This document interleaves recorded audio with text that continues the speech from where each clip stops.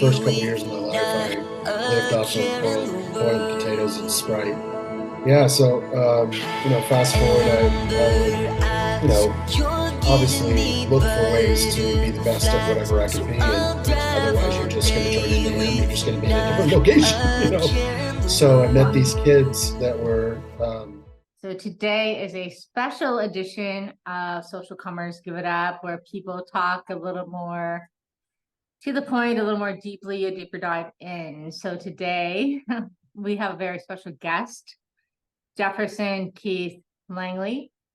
He is a successful Latino entrepreneur, a film producer, a philanthropist, and a whole lot more. But we will dive into that soon. So thank you, Jefferson, for joining us today. How are you? yeah, I'm well. How about yourself? Doing good, doing good. So I think you're over on the West Coast and you're joining me here in just to show you Canada. Oh, geez.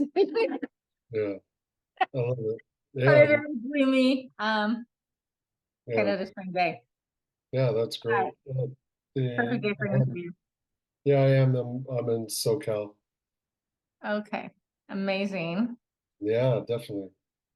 All right. So one of my very big passions is the why, the big why behind people are doing what they're doing.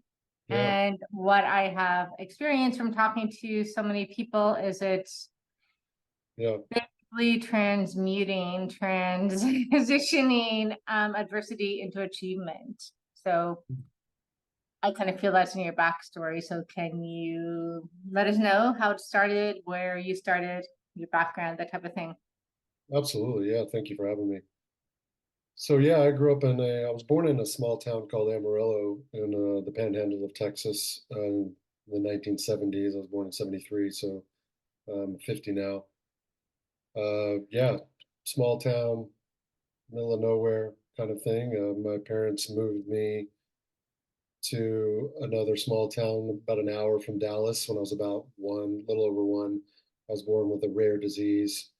At the time, they didn't know what it was, but I couldn't eat pretty much anything or drink anything because I would get sick. And Oh my um, gosh. yeah, so a lot of prodding, a lot of stuff happening at the hospital. They wrote articles about me and called me the gluten baby because now they have a name for it. It's called celiac disease. But back in the 1970s, and especially in a very small town with, not very progressive at the time, of course, because, it's in the panhandle of Texas, that's not like I grew up in New York or Chicago. Oh my So, God. yeah, So so for you the were first, the child behind celiac disease? one of them, yeah, they wrote, like I said, articles. I was in the newspaper as a baby, and yeah, they had to move to a bigger city or where they were more progressive outside Dallas to try to get better help. So for the first couple of years of my life, I lived off of boiled potatoes and Sprite. Um, Wow. and What a yeah, crazy combo. yeah, terrible. Not much nutrition in that. So yeah, so yeah, I wasn't allowed. I couldn't drink milk. I couldn't drink anything. I was never breastfed because I would get sick and dehydrate, and they had to rush me to the hospital every time I would try new foods or whatever. So it was very much trial and error. But after I got out of that, I, stayed in that area, growing up in a small town in Texas. Somewhat of a middle class family. My father's Mhm. the guy who played the role of my father was from actually from Canada, where you're at, and I've Which come part of to Canada? Ontario. He grew up in Ontario, and Okay, yeah, his not far from me. yeah. So his family and father and grandfather worked in the car mills in Detroit and stuff. All the working class, blue collar.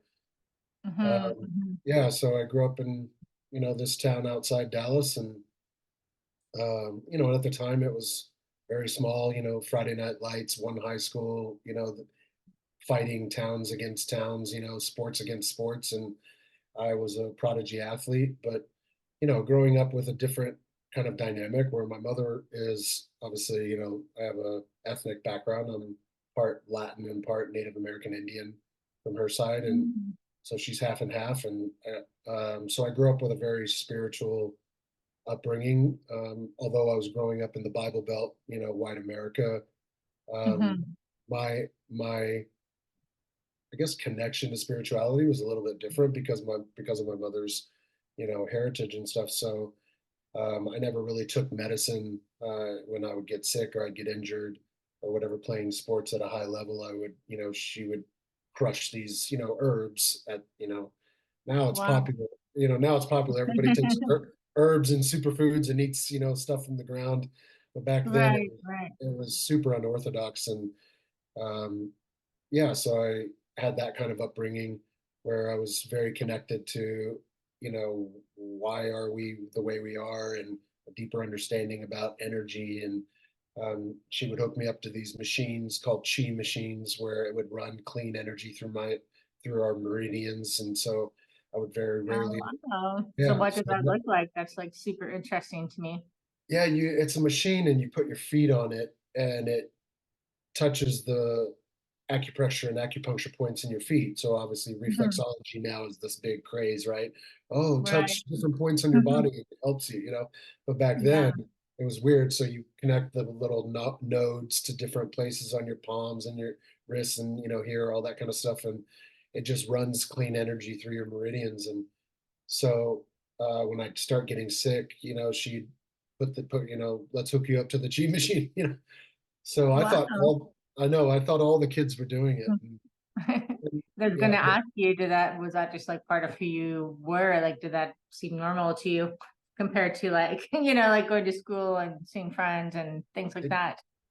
yeah, it did. I guess in a way there was a kind of blind naivete that I had that I just assumed everyone was the same. I didn't Wow. necessarily look at myself and go, wow, I look so different than their white skin, even though it was a very racial, not necessarily diverse. I think there was me and one other brown kid. There were a couple African American kids, but Hmm. everyone else was white. So we called it, Rainbow Land, like rainbow bread. Um, Oh, yeah, hmm. because we stood out. And even in class pictures, I always joked with my mother growing up, they would put me on the far end of the picture in the front row, but where you kind of like, don't look at the brown kid, look at everybody else, Oh my And so God. I made it Wow. this, yeah, because my mother came to me and goes, why do you always make faces in the class pictures? And I'm going, well, they're making a mockery of me. Why not make a mockery back? Right. So Hmm. I was Wow. very philosophical as a kid because I just wanted to, it was like an innate curiosity, and then Yes. you cross that with, you know, a person that had a disturbed childhood himself and was very rough around the edges, even though he was successful, and he used that kind of image to protect himself from what he didn't want anyone to know. So it's kind of a very diverse upbringing. He's, very verbally aggressive to me, verbally abusive to me. And my mother, used money, as his kind of, um, I guess, his lashing stick, I guess, in a way. And so, You speaking to your father? yeah, yeah. Hmm. Right. So it was a very unusual upbringing because I always looked at it like I had two lives. I had this life where it was very connected and very beautiful, and you know, I was, Hmm. you know, I was at one with animals and like a kind of a kid that just loved being in nature and riding dirt bikes, always outside. I played a lot of sports, and like I said, at a very high level, um, and so being outdoors, being my feet in the grass, before games and things like Hmm. that. I would literally walk barefoot before games through the grass where I was going to have a game To so that like I could, literally ground yourself. yeah, I didn't know it at the time, right? But, Yeah, and she'd take me to shamans. One of her best friends is a shaman in Hawaii who would come and visit and, give me body healings. And I mean, so it was so that's different. And incredible. It yeah, and then sounds you like had, you have like such, it's almost what I'm hearing from you, it sounds like yin yang balance type of thing. it was, Sounds like your father was very, very different than your mother. How did they actually end up coming together? It seems like kind of almost polar opposites in a way from what you're 100%. saying. 100%. He was in the jean business. He ran part of a big division of Levi's jeans, and she was a seamstress. She's Mhm. very good with her hands, very crafty, which is where I get the creativity as well. And you know, Mhm. um, we made a lot of ceramics together. I knew how to use a kiln and all that, and so she was a seamstress at the factories. And yeah, he tried to woo her and didn't want to have anything to do with him. And her instincts should have been right, but Mhm. she always said he wore me down, with the constant pursuit. And she had a daughter at the time from a previous marriage that he had overdosed on narcotics, and so had left her with an only child, like a daughter that she was raising. And Mhm. so again, with his, you know, solving things through money, was Wow. like, I'll take care of her and all that. So, very aggressive guy, alcoholic, boisterous, he thought he was like a high roller, and, gambling. And, back then it was just untalked about, I mean, even as I have conversations with my mother now about it, she apologized, to me, throughout my life for not doing more about what I was going through at the time. And, it's when you're, you know, threatened by just the mere presence of someone so unstable and so angry about their own childhood and never doing anything about it for themselves. They need a place to put it. And so um, majority of the time it would be on me, and he would get thrown out of my sporting events hammered, and the police would have to escort him out physically. And Oh God. so growing up like that, it was very traumatic. And I tried to achieve through sports. So I would, take his berating and Mhm. his, telling me I'm not going to amount to anything and things like that, not anything as big as him. But, it was like a weird, disturbed competitiveness with your own child. It's just It's so I would not something that, I've got three kids and, never that's just crosses not your something I mind. would ever set my kid. I would not set my kids up for that. Yeah, And, my final straw with my ex was kind of like that behavior that I saw in him. It's just like yeah, this dominant force wanting to, well, yeah, at the time it was my oldest daughter just wanting to break her so that he would win at all costs. And that's not how you should be with your children. So I can deeply, deeply relate to what that looks like. It's yeah, horrifying, really. It's a very unhealed, broken person. yeah, 100%. And so fast forward as I'm growing up, I different experiences I had when I was 3 years old. He was a speedboat aficionado where he would buy these handmade speedboats and race them on the big Mhm. lakes called Lake Texoma in Texas. And one day the whole family's there, and we're having kind of an event with the family at the lake, and the motorhomes and all that. And Yeah. he's designated to be responsible to watch me, and I'm 3 years old. And so he stuck me in a chair, one of these fold out chairs, like a lawn chair for picnics, and put me on the edge of the dock. And Oh my gosh. then went to, completely went away and went to work on the boat and was in the water, working on the engine and stuff. And was fidgeting with my chair, and it, collapsed and pinched me in and fell in. Oh my gosh. So yeah, so I almost drowned. And fast forward to now, I've had conversation with my mother about it, and she had revealed to me that he never jumped in the water. It was my uncle who actually jumped in and saved me.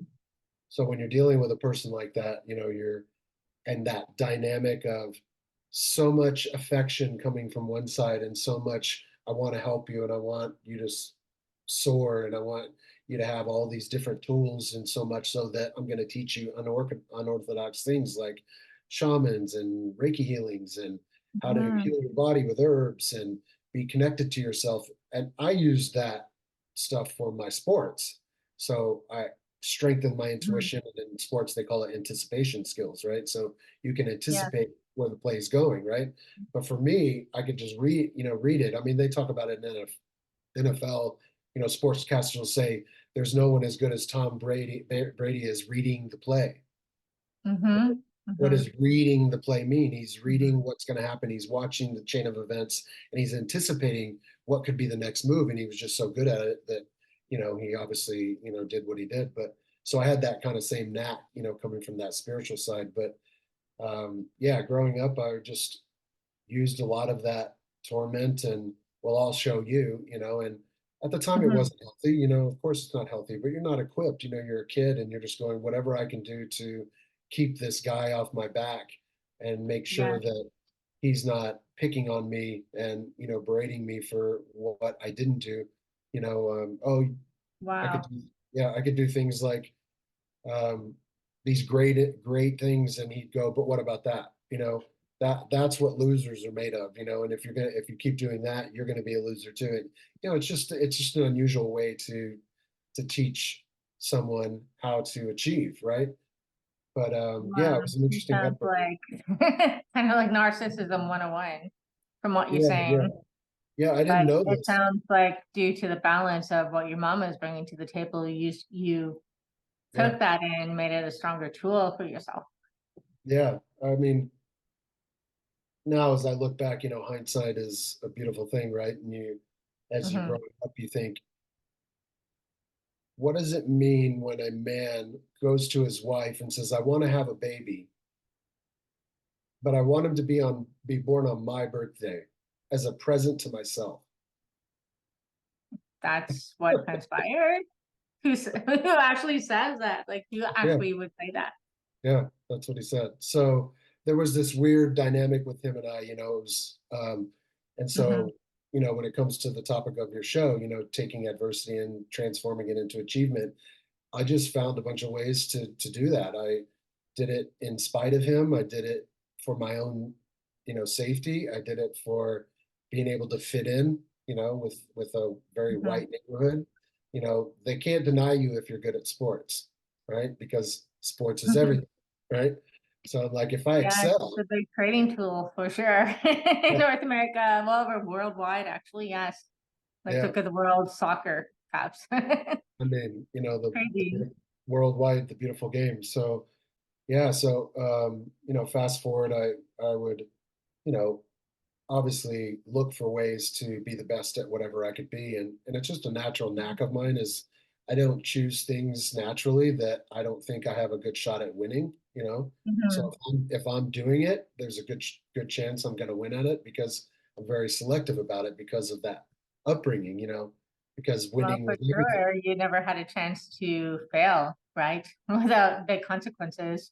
Right. And it's not even failure, but you just never had a chance to be less than perfect. It Yeah. sounds like, 100%. 100%. wow. Yeah. So it sounds like it served you, unfortunately, at a high level to become who you are, but that was like a really long and hard road to be 100%. born into that. So, I think there was you a, know, yeah. how did you, what made you choose transformation versus becoming bitter and stuck and, like, Yeah. I guess like going into despair about this, like it was never going to be possible for you to accomplish your change because I guess you had to stop at some point approval seeking from that man. Yeah.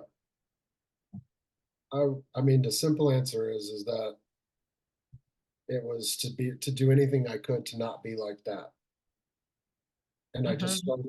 I started there. Now that is that the right motivation? Probably not in hindsight, but as I grew and I think it's perfect motivation, right? If you can step back from what's happening to you and not become it when it's yeah, something dark and negative. Wow. yeah, That's like wisdom. That's innate wisdom that you've been more, that I brought formed. forward. Yeah, yeah. So I would get healed. Like I said, I would tell, my mother, can I get a healing on the anger that I'm holding to this, towards this person, he doesn't have my best interest and never will. And she would help me and I'd go see as I said, healers and shamans and things like that. I would talk to the coaches because the coaches knew what were happening because he was at the games, right? He was getting Yeah. thrown out. He was berating the coaches, berating the referees, berating everybody. And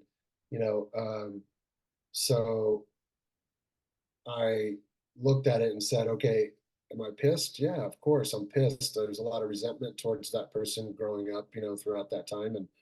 And I just tried to find ways to channel it, and I wasn't always successful. I wasn't equipped at a teenager, so Mhm, and I also played American football as well. I was a linebacker and tight end, and we were a very good team in Texas. And that's, like I said, Friday Night Lights. And I would go out with the football players and do, stupid stuff. And one night we were having a keg party, doing mhm. stuff we shouldn't be. We're underage with fake IDs going and getting beer, and Typical teenage stuff, right? I mean, come on, It's I not wasn't abnormal. hurting myself more than anybody else. But we were out on this road out in the middle of nowhere. They called it Club 88, which was a senior class that had found this road, the senior class of 88. And so Mhm, we would go there as well. And it's basically an abandoned road with just cement where they're going to build a neighborhood, but hadn't built a neighborhood yet. So it's in the middle of mhm. nowhere with no street lights, no nothing. So it's dark as dark, right? So the cops couldn't see you.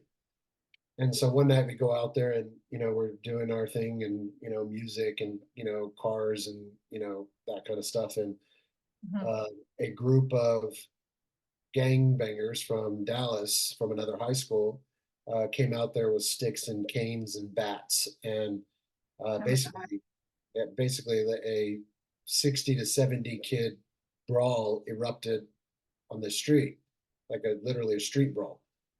Oh my gosh. Um, I was stabbed in the neck with a broken bottle, and he put a silver 9 millimeter to right here to my temple, right near to my third eye, and pulled the trigger, and it jammed. Wow. Yeah, Talk about being protected. How did 100%. you make it through? Like the stabbing in the neck? Like that's pretty serious. Well, we all went to the hospital, and my mother came to sign us all out. A couple of my friends, one friend, Chad Bryant, had his jaw broken in 6 places. Andy Donlin and I think he had like 136 stitches around his body. He had been cut with knives and, like I said, broken bottles and stuff. And I had stitches here. I still have the scar right here on my neck where he jammed me. Oh And my God.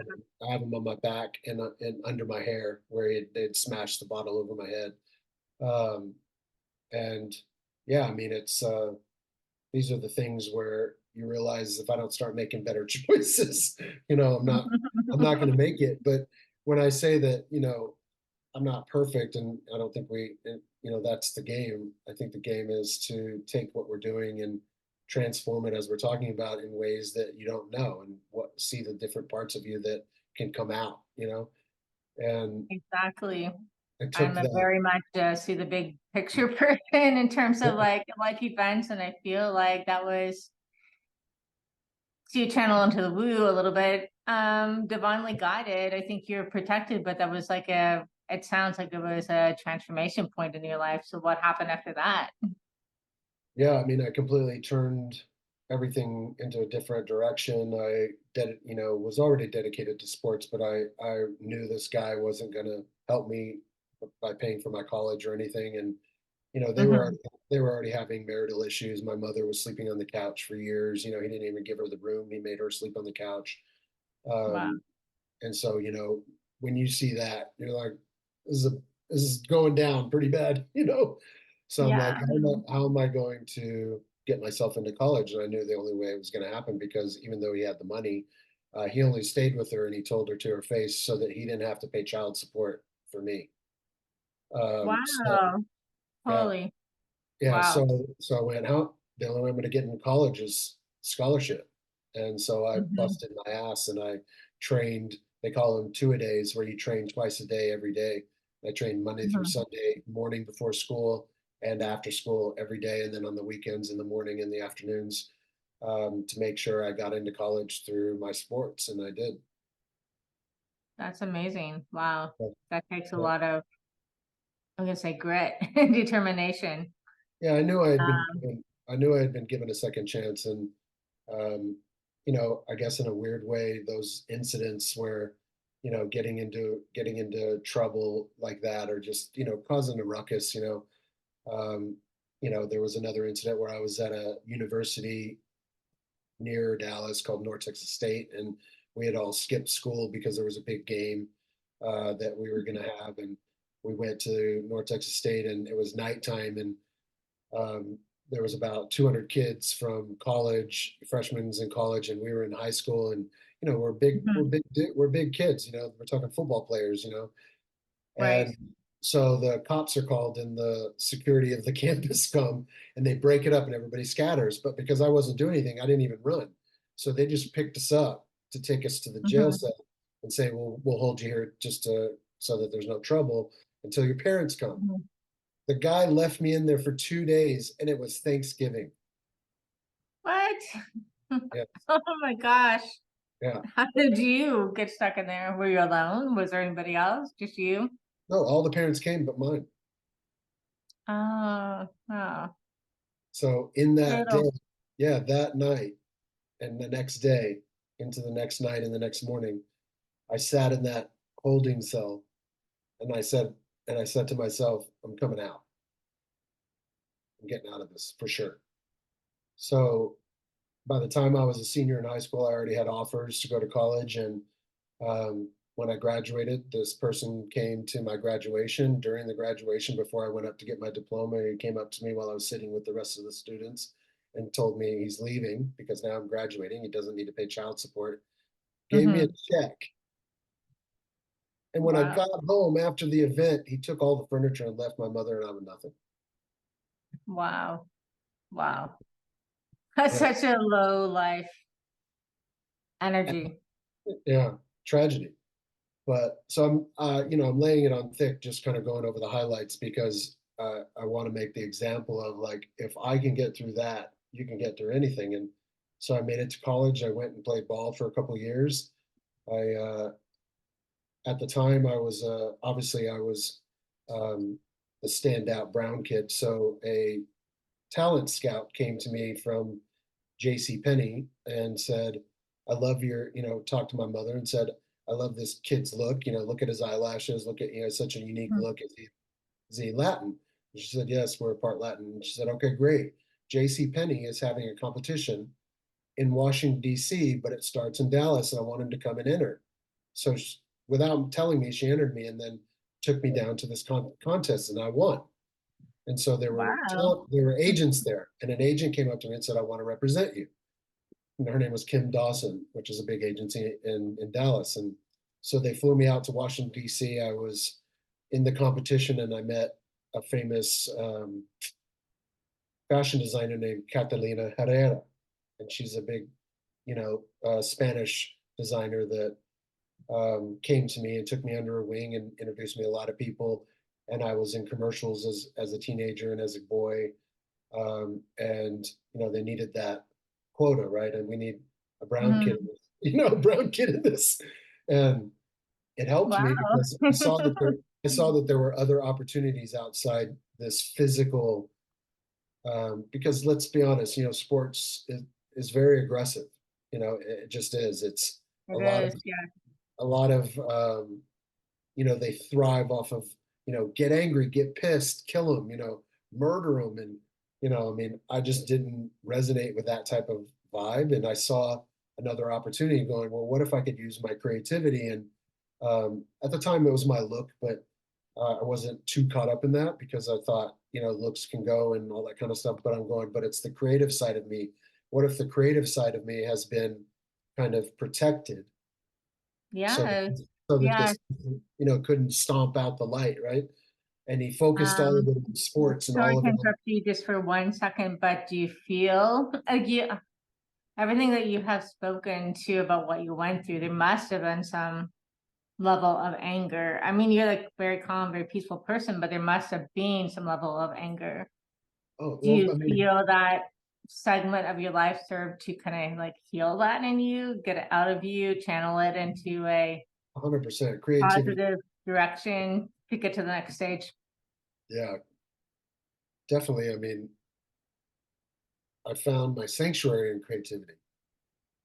You know, so Yes. because I had such good memories of it, sitting with my grandmothers and making Mhm. ceramics by hand, right, from just a ball of clay, right? Learning how to Wow. kiln, learning how to use a kiln, learning how to put glaze, learning how to make it the way that I saw it in stores. No, I want it to be that good. I want I want it to be so good someone would buy it. I learned how to Yeah, stain glass. I could stain glass. I could make ceramics. I knew how to paper mache. I mean, everything. I was just dumping myself in this creativity because he didn't focus on that, right? It wasn't something that he knew that I was going to pursue, right? So, exactly, so when these, exactly. yeah, when these opportunities started to pop up, um, I asked this agent who had taken me under her wing and this fashion designer, how far can I take this? And they said you could go to LA. And so I did. Wow. Yeah. And they set me up meetings and introduced me to people, but I didn't know a single person. I left college after 2 years at 19 and I came out to LA and just basically came here and I didn't know much about it. I just knew it was the furthest destination I could go away from that situation, right? Wow. Without So leaving the continent, you know? that's a pretty magical, incredible story, right? As much as it was like awful, it's pretty Yeah, incredible that it led you to this path. And yeah, I do have a question before we continue with your story. yeah, Um, so as you know, we've spoken about it, we're confined to medical research, and one right. thing I do know more than anything, like I'm also very highly intuitive, so I get the spiritual artsy side of what you're saying. Yes. But one thing above all else is that I know that we are programmed in survival mode. I work with medical research and I supervise teams who look after mice who are research models of human disease. And the reason why they are is that we are 90% like them, genetically speaking. So, Yeah, our biggest job in my position, just sharing because relative to what I want to ask you, that's beautiful. is that we have to keep these mice happy because they're at any moment, something that throws them off is going to make them go into survival mode, which is like chemicals through their body, which is survival stuff, programming the brain, which is survival stuff, Yeah, to basically prepare them to get through whatever situation they're being faced adversely, which comes back to our topic, right? yeah. Exactly. So there's kind of two options. One, when you're in that situation as a person, you can just be like, it's doom and gloom and it's over, and you kind of like freeze and Yeah, prepare for the whatever it is to come and just like do their thing and eat you. Or you can think creatively that you're going to get out of it and reprogram your mind, your nervous system, and reset it to actually. That's how evolution happens throughout time, right? For all of humanity, that we learn yeah, how to survive and do better and create new outcomes. So yeah. what do you feel it was that led you to be able to do that? Because I'm hearing that you did that versus, just obviously you're here and thriving and creating amazing things after a really brutal thing that could have taken you down. You're like dad turning against you, the person who's supposed to protect you. Yeah. What do you feel was the biggest influence in you being able to like reprogram your thinking, I guess, and create new pathways in your mind, your belief system that you could do better and create more and get through it? Uh, I would say, I mean, obviously my connection to the spirituality of things, and when I say spirituality, I don't I mean more the functionality of what we're made up of, the energy and the particles and the processes that happen through Mhm. our DNA and all that kind of stuff. So I had been subjected to that throughout my life, so I could pull back and I knew that all this could be fixed if I just got away from it, right? Even though I was carrying Mhm. the survival with me, I had the benefit of I had a half sister because I'd mentioned my mother had a daughter that um, Mhm. he used to say, well, I'll take care of you and your daughter, and obviously Mhm. a seamstress in a factory that has nothing would say, okay, great, I'll take it, Um, Yeah. but I had the benefit, unfortunately and sadly, is that by the time she was 14, she was running away from home. And I would tell my mother, like, you can't just look at that and say it's just a kid running away because you have to ask running away from what, Hmm. It's definitely Wow. not her. Yeah. It's not her. It's not my mother because my mother's, Holly Hobby, right, is what we called her, Miss Arts and Crafts, right? So the only Hmm. other person that was doing that to me and doing that to her, and she was older than me. So I had that benefit of watching her go down, right? And she ended up committing suicide. And um, I'm so sorry. so, so I knew if I get a first action was get away from it, right? Best you Hmm. can. Next Okay. action was go towards your strengths, right? Go towards what you know you're good at. So that way you can start to bring in that validation and bring in things that people are going, it's great, it's great, you look great, everything's great, right? Because you had heard Hmm. so much of the opposite for so long and start to rebuild the psyche, of the other Yeah. side of the other side of things. Yes. Yes. Right? Because just to interject the science Yeah, again, it's like it's really incredible to me that you actually were able to do this on your own. But truly, my personal passion is knowing the science behind the fact that we can change our mindset. That if you can, this is a conversation I had with my own kids. It's like an event creates a thought, creates the emotion, the action, then the outcome. So if you can change the thought, or like you did, change the situation to hear the words and the validation, then it changes the emotions, the actions, the outcome. And there's so many possibilities that yeah, it's rewiring a whole new programming in your mind that the change yeah, can happen, and it's chemicals, it's scientific, it's proven. So that's amazing to me that you were able to do that on your own, to guide yourself to that after, your normal is like being inundated with that negativity. yeah, yeah. Thank you. Yeah, I know what you mean because I used the journey with my teammates, on the different sports teams and stuff, because we're very tribal. I'm a very tribal guy. Obviously, genetically, I'm tribal because of my heritage, right? Yeah. So you find your power and your sanctity, I would guess is the word I would use, in the others that you place around you, right? So Yes. I'm a big component of, so in essence, in your terms, I was the mouse and also the scientist, right? So I You were. went, You yeah. were.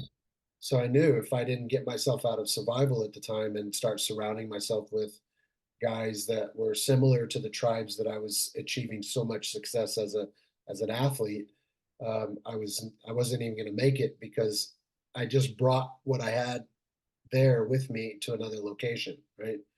So Hmm. really leaned on that kind of mindset and that spirituality to go, all right, I'm going to change the chemical makeup by the people that I put around me. And so I'll pick people around me that know about the same things, that want the same things, that want to do the same things, that have big ambitions, that are achievers, that have been through stuff, that have come out of it. Right. I mean, I literally, when I would meet people in LA, I would say like, "Oh, where are you from?"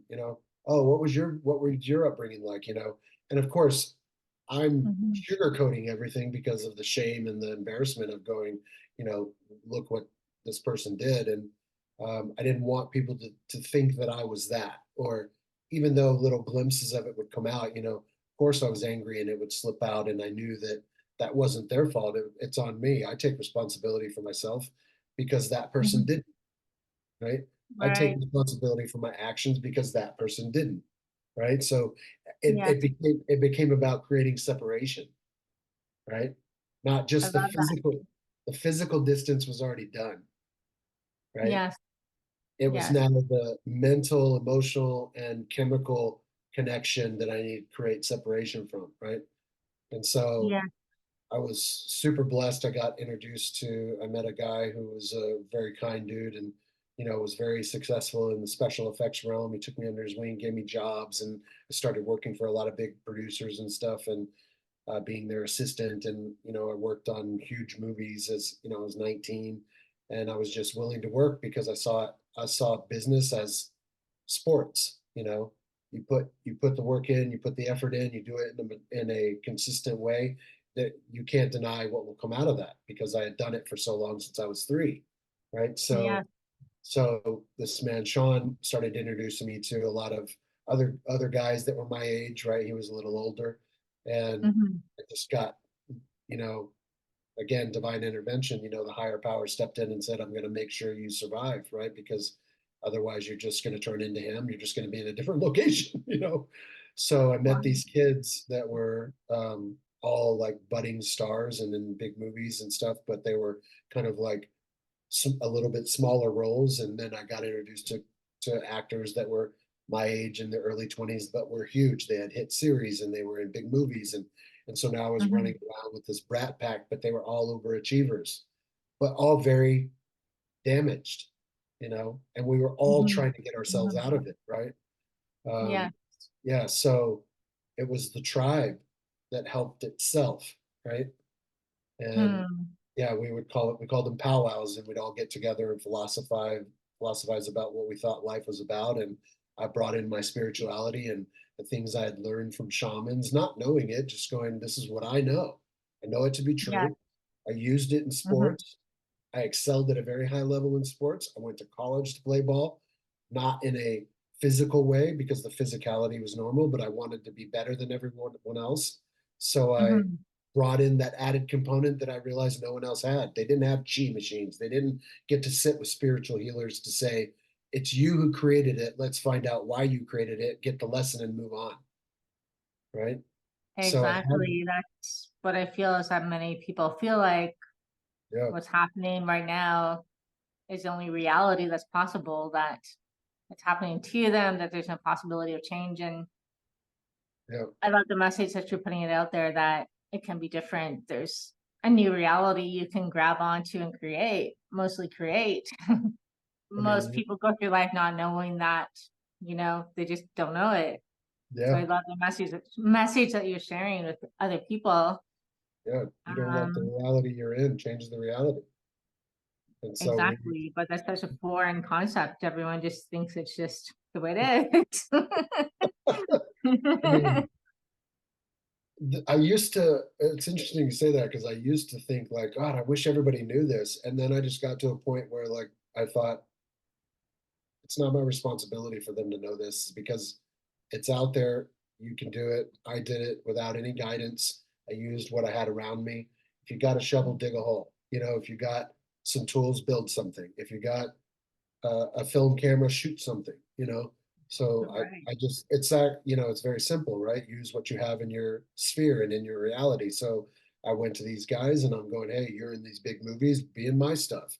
So I started shooting stuff and I was working for Quentin Tarantino at the time. And there was an executive producer that took me under his wing, a guy named Michael Bernardchek, who does big, massive commercials for big brands and stuff. And he ran Mhm. Tarantino's commercial division, and he saw how hard of a worker I was. And he asked me one day, "What do you want to do?" And I said, "I want to be the boss." And he goes, "Okay, well, I tell you what, I'll give you a shot.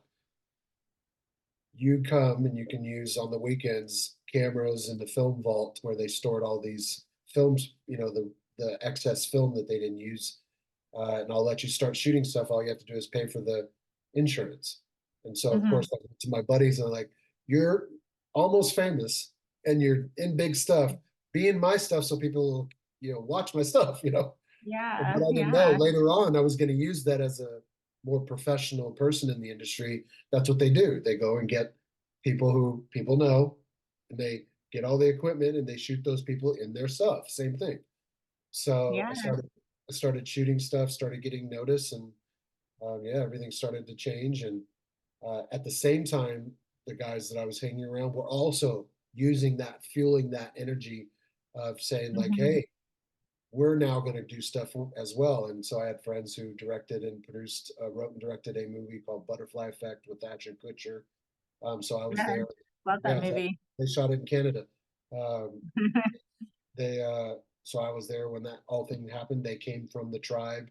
Other people that came from my tribe was a girl named Emmanuelle Shrieky. She was one of the stars of Entourage, and she's also from Montreal. She's Moroccan and had a different look, and so her and I bonded on that. We were all kind of Mhm. different in a way, but same. Because Right. flock together, right? So we all I guess you could say we all found ourselves in each other and we all kind of merged and helped each other be more, Hmm. right? And it was Like exactly what I needed. synergy, Yeah, right? Better together. 100%. So I saw the power in that, and I'd seen it in my past with the sports teams and being able to Hmm. make those poor decisions that I had made, putting myself in the wrong place at the wrong time, doesn't just happen accidentally. You're in the wrong place at the Hmm. wrong time because you went there, you know? So when you have Well, those dynamics of difference, it helps you make stronger decisions because I know if I go that way, I'm going to get stabbed in the neck. You know, if I go this way with these kids that are ambitious and they want more and they want to be entrepreneurs and they're, raising money at 23 years old and, shooting mhm. stuff and learning about business models and all these kind of things, we knew you just keep doing it and it's going to go somewhere, you know? Well, So it it's like sounds getting like to the you're top. the type of person who walks through the fire for the life lesson. So you really, really integrate them. But I think you also take them and use them for extremely exponential change from what you're saying. Yeah. I think that if you stop to help someone else or share with them, there's no doubt because you've done it, right? You've literally walked through it. Yeah. And who's not going through fire? Everyone. I mean, Exactly. Exactly. it was So, to I don't necessarily aim towards the fire, but I don't shy away from it either because it doesn't own me. It doesn't define me, you know. Oh, I'll throw fire at you, big deal. Like I haven't exactly. like I don't have, fire retardant skin. You know what I mean? I mean, No, but I think you've got a pretty big toolbox now for sure. oh So, yeah, absolutely. Some of the stuff. I had a stalker. The same person got involved with her, bashed my reputation to destroy my career. It ended up working, ended up homeless because of this person that played my father, partnering with a stalker to write what? stuff all That is like a Hollywood movie in itself. Possibly you can make a how many film on that times. one day. Yeah, yeah, I'm like, wow. he's doing it now again Like, what kind of parent would to harm the his own child like that? child. Like, my three kids are like hanging out somewhere and, do everything to protect them. I'd never, ever in my heart, ever think of doing something to damage them that way. That's like so heartbreaking. You should see the emails. I'll do everything I can to destroy your career right For now. what reason? Like, why? Why? Why did he do it back then? Because he's not big enough to grow himself because he's an empty shell. He thinks it's all about money. He thinks it's all about image and achievement. And there's so much more to life than that. It's about love and compassion and connecting with people and being together and doing things in numbers and fighting for good and being a good person the best you can. And how do you be a good person? Sometimes you got to fall, pick yourself back up, be a better person again, to stretch it, Exactly. I don't know. I strongly believe in karma, so to speak, and I do not believe that you get rewarded for, you know, those kind the, of thoughts towards people. the I think greatest. even if you Yeah, make money in the interim, it's going to fall. It's got to fall. It's a balance of the universe, right? God's 100%. not So going to reward people who are, not long term, not maybe for a moment, but the money's going to go away. You're not going to yeah, receive achievement through that. And it's just like so incredulous to me that your own father would partner with another person to, stranger. yes, I'm like, what the heck? That's like, wow, Yeah, there's a great quote, right? The only thing evil needs to win is for good men to do nothing. exactly. And well, you're not doing nothing. You're taking lots of action. So yeah. So what's Look at coming one. up? What are your plans? Like, what's Yeah, your vision going forward for you and the oh world and man, the people around you?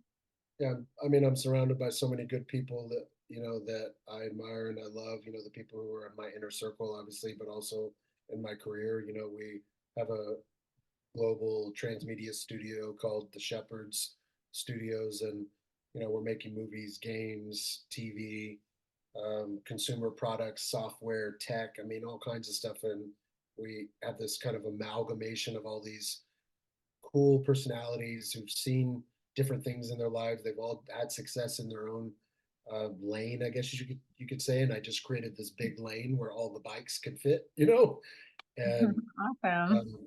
yeah, I mean, one of our partners produced Entourage, SEAL Team, You on Netflix. He did The Last Ship. I mean, he's done all kinds of I mean, some of the biggest hits in TV history. He's got a movie right now with Michael Keaton and Al Pacino in theaters. My other Wow. partner, um, ran the art teams for the biggest mobile game studio in the world. I mean, I'm just around so many cool people. Our CFO is, like a brilliant financial wizard, and she works for LeBron James's company and she's our CFO and she's introducing us to Mhm. people to invest in us. I mean, so when you look at, again, what I've just described of, I know the power in tribalism. I know the power in a Mhm. communal thought, in a communal agenda, in a communal idea, where they're all Yes. pouring their energy and their processes and their own protocols. As a human being, we're very dynamic, and Mhm. you put that dynamism from each of them into the same vehicle, it gets strong, right? And then you send For it out. sure. The Yes, message will get out there. So yeah, absolutely. And this is random, but as you're speaking, I'm just noticing the painting on or the art on Mhm. your wall behind you. It's like explosive collaborative energy. Yeah, yeah, that's on our merchandise site called Narrative Retail. It's a photograph I shot, and we nicknamed it Burst because for me it's a symbol of what you come from and what you become, and Wow. yeah, Yes. so Yes.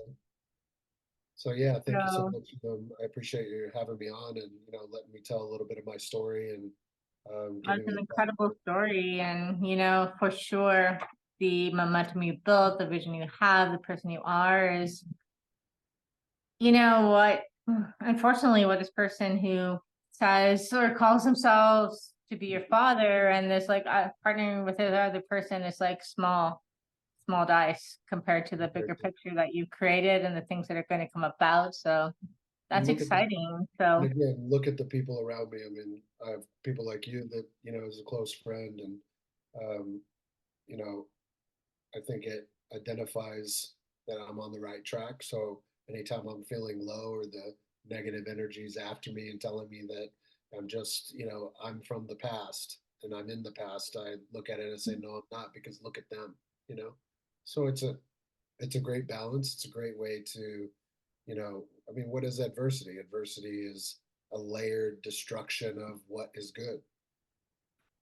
exactly. And from the stuff that I personally do, I strongly feel like Thank you you, went through these loud. lessons so that you could facilitate bigger connection with many people and lead the path and create Yeah, great change with the stuff you're doing. So definitely going to be sharing at the end of this the contact information for that. And it's you are open to people reaching out to you for like more information on the project or even if they would possibly like to participate in some small way with the shepherds, that sort of thing, narrative retail. yeah, absolutely. Yeah, I mentor entrepreneurs. I've mentored, students at UC Santa Barbara, UCI. I mean, all kinds of different ways that I can be of service and be helpful. That's a big component of mine because I want people to have opportunities that, I never had or they may never get. So if I can make that difference and facilitate that, I mean, I feel I should. That's, my mission is to change it, and I'm going to disrupt it with as much force as I can. That is amazing, and you have and you will. Just before I let you go, can you just speak a little bit to the shepherds because I kind of get there's like a lot behind that name. Like what is the vision behind the shepherds? Yeah, the vision was and is that a a safe place again, right? Bringing what Mhm. I found in that safe place of my creativity into the physical of the shepherds and saying, here is an atmosphere and an environment, an ethos that is a safe place to find your sanctuary and creativity, to find yourself more than you were before you came through the door, and to grow and challenge yourself mentally, emotionally, physically, spiritually, and um, see where you're at after the fact. And so we kind of call it a think tank slash incubator slash production facility. We produce people. So yeah, the it came from that. And in the entertainment industry, there's a kind of term people use when they say, "Oh, I'm shepherding that project." But so there's kind of a double meaning. We're the shepherds of the money, we're the shepherds of the projects, but also Mhm. behind it is the um, I'm shepherding a mission that I feel is important in this day and age, and I'm going to continue on with it no matter what tries to come in my way. And we made the logo. Me and my partner made the logo, the owl. And people always ask, like, tell me about the owl, because when you think shepherd, you think, a Super. staff. Yeah, Yeah. big staff walking, which, beautiful. There's nothing wrong with that image. But for us, the owl represented, I see in the dark and I overlook and I see 360, and anything that Wow. anything that tries to come and hurt not only what we're creating but those creating it can't get through because I'm watching. And I love that. That's super yeah, powerful. yeah, so yeah, thank you for noticing that. Yeah, I mean, we don't talk about it often out in the, but that's just kind of between all of us, this kind of Mhm. internal sentiment, I guess you could say. Wow, I love that. And I think once people feel accepted in that safe space where they can just like completely be who they are, well, so much can happen, right? It's just having that space. And I love that. So, Yeah, all thank you. right. Well, in the future, I'd love to have you come back on and with an 100%. update about all the projects. And I feel like all the stuff that you described that's kind of going on Yeah, right now is a blip in the past. It's a rough patch. thank you, You got thank to you. kind of like, All be part back and it's going to be nothingness. part of So the story. exactly. It's always got to be like Next chapter. the cliffhanger. Yeah, no, I love what you do, working in the bio lab you work in. And, I've learned so much from you as well regarding, the mice behavior and, the genetics of it all. And I mean, it's incredible. And, so, my hat's off to you as well as a friend and colleague. Thank you for being who you are and doing what you do. It's a pleasure. It's a pleasure to know you. And yeah, all right. Well, thank you so much for today. And I'll put this out there and flip it to you as well. And we'll be back Yeah, in touch soon. So, sounds all good. right. Thank you, Jefferson. Okay, bye for now.